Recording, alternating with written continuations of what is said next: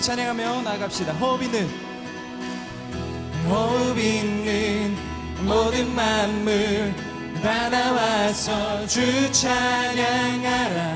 호흡 있는 모든 만물 다 나와서 주 찬양하라. 한 번 더 호흡 있는 모든 만물 다 나와서 주 찬양하라.